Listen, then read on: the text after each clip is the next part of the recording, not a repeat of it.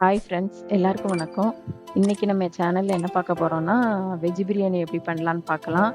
அதுக்கு ஃபர்ஸ்ட்டு ஒரு குக்கர்ல கொஞ்சமா நெய் சேர்த்துக்கோங்க. நெய் சேர்த்துட்டு கொஞ்சமா எண்ணெய் போட்டுக்கோங்க. எண்ணெய் ஊத்திட்டு பிரியாணி ஸ்பைசஸ்லாம் போட்டுக்கோங்க. அது நல்லா பொரிஞ்சு வந்ததும், ஆ ஒரு பெரிய பல்லாரிய குட்டி குட்டியா கட் பண்ணி வச்சுருக்கேன். அத போட்டுக்கோங்க.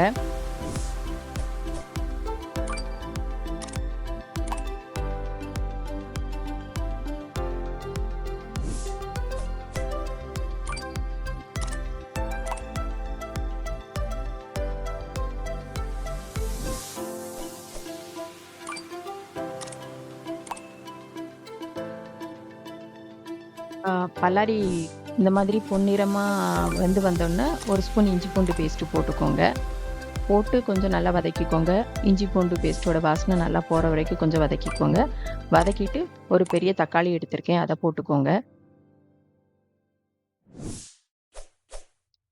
போட்டுட்டு இந்த மாதிரி தக்காளியும், பல்லாரியும் நல்லா வதங்கி வந்ததும், ஆ கொஞ்சமா கேரட் போட்டுக்கோங்க. அப்புறம் கொஞ்சமா பீன்ஸு, அப்புறம் கொஞ்சமா உருளைக்கிழங்கு, கொஞ்சமா பட்டாணி எடுத்திருக்கேன். கொஞ்சமா மீல் மேக்கர் எடுத்திருக்கேன். அதையும் சேர்த்துக்கோங்க. சேர்த்து கொஞ்சம் நல்லா வதக்கிக்கோங்க.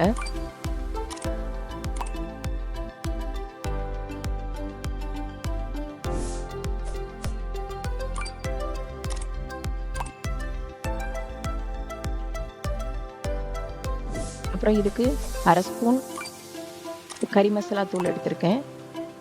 அப்புறம் 1/2 ஸ்பூன் காஷ்மீரி சில்லி பவுடர் எடுத்திருக்கேன்.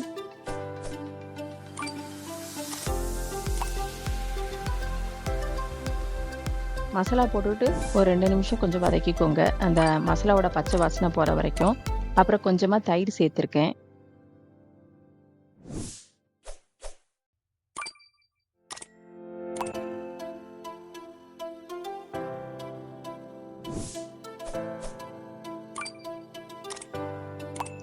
தயிர் சேர்த்துட்டு நல்லா வதக்கிக்கோங்க. வதக்கிட்டு கொஞ்சமா கொத்தமல்லி இலை போட்டிருக்கேன்.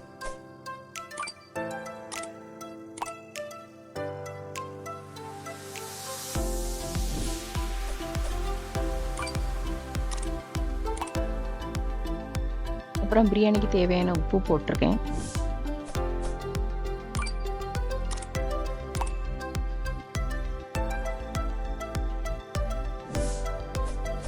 போட்டுட்டு நான் 3 டம்ளர் அரிசி எடுத்திருக்கேன்.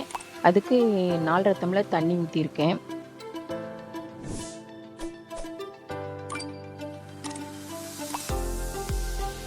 ஊத்திட்டு இந்த மாதிரி தண்ணி நல்லா கொதி வந்ததும், ஊற வச்சிருக்க பாஸ்மதி அரிசிய போட்டுக்கோங்க.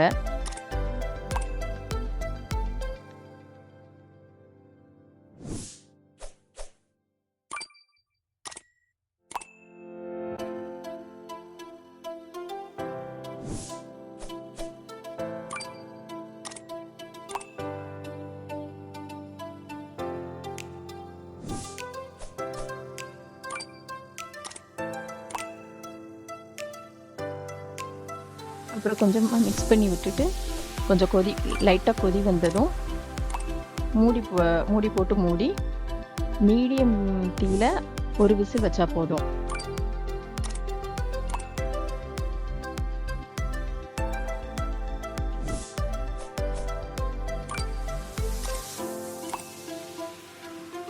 நல்லா வெஜ் பிரியாணி நல்லா ரெடி ஆயிருச்சு. நீங்களும் இத ட்ரை பண்ணி பார்த்துட்டு எப்படி இருந்ததுன்னு சொல்லுங்க.